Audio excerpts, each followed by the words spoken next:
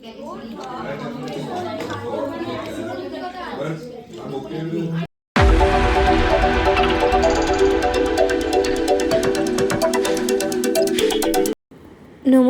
বন্ধুরা, সবাই কেমন আছেন? আশা করি সবাই খুব খুব খুব ভালো আছেন। সাহেব বিবি অ্যান্ড ফ্যামিলি নতুন একটা ভ্লগে সকলকে স্বাগত জানাই। দিনটা ছিল শনিবার।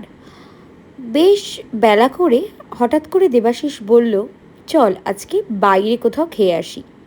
সাথে নিয়েছিলাম মা আর তাপসদাকে। বলতে বলতে আমরা চলে গিয়েছিলাম কলকাতার রাজবাড়িতে। সব জায়গার রেটিংস দেখে আমাদের মনে হলো জায়গাটা বেশ ভালো।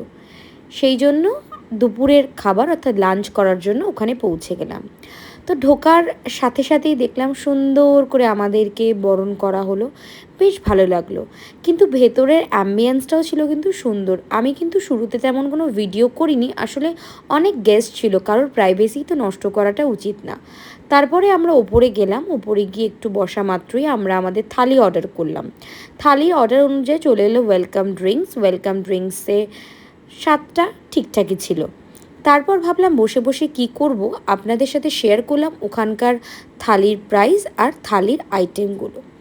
আমরা এখান থেকে নিয়েছিলাম ইলিশ থালি আর সাথে নিয়েছিলাম চিংড়ি থালি। বলে রাখি, যদি আপনারা ইন্ডিভিজুয়াল পার্সন আলাদা আলাদা থালি নেন তাহলে ওনারা ওনাদের ভেজ মেনুগুলোকে রিপিট করেন, কিন্তু আপনারা যদি কোনো থালি শেয়ার করেন তাহলে সেক্ষেত্রে ওনারা কোনো কিছুই আর রিপিট করবেন না। এটাই নাকি ওনাদের নিয়ম। থালির সাথে সাথে ওখানে কিন্তু অ্যালাকার্ট সিস্টেমও আছে, আপনারা সেখান থেকেও কিন্তু অর্ডার করতে পারেন। এবার বলি খাওয়ার কোয়ালিটি নিয়ে। সত্যি কথা বলতে খাওয়ার কোয়ালিটি আমার অতটাও ভালো লাগেনি, কিন্তু আবার খুব খারাপ সেটাও বলতে পারবো না। এই থালির মধ্যেই ছিল আমাদের গন্ধরাজ চিকেন আর সাথে ছিল ফিশ ফ্রাই, যেটা ইলিশ থালির মধ্যে ছিল স্টার্টার হিসেবে। খেলাম, বেশ কিন্তু ভালো লেগেছিল। আবারও একটা কথা বলি, এত থালিতে এত আইটেম যে একা খেয়ে ওঠা সত্যিই খুব কষ্টসাধ্য। যারা খেতে পারেন তো ঠিক আছে, আর যারা পারেন না তাদের কাছে শেয়ার ছাড়া কোনো অপশান নেই। তারই মধ্যে হঠাৎ করে রেস্টুরেন্টে গেল কারেন্টটা চলে। সত্যি কথা বলতে এত বড় রেস্টুরেন্টে কারেন্ট চলে যাবে, কোনো ব্যাকআপ থাকবে না, ভেবে সত্যিই খুব অবাক হয়েছিলাম।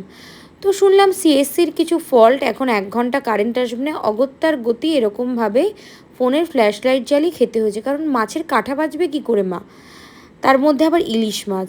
আর ওখানে অনেক গেস্টরা অনেক রকমভাবে খুব বিরক্তিবোধও করছিলেন, এবং একজন আইবুড়ো ভাত উপলক্ষে এসেছিলেন, তিনি তো অর্ডার দিয়ে যখন শুনলেন 1 ঘন্টা কারেন্ট আসবে না, উনি তো ওখান থেকে উঠে বেরিয়েই গেলেন।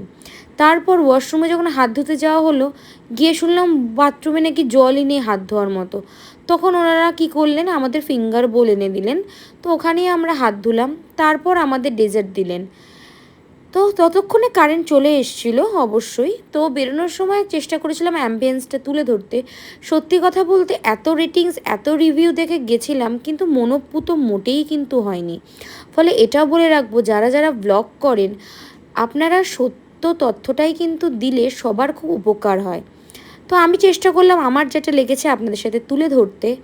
আপনারা চাইলে অবশ্যই যেতে পারেন, কারণ সবার খাওয়ার টেস্ট তো এক না। তো ব্লগটা ভালো লাগলে অবশ্যই লাইক করবেন।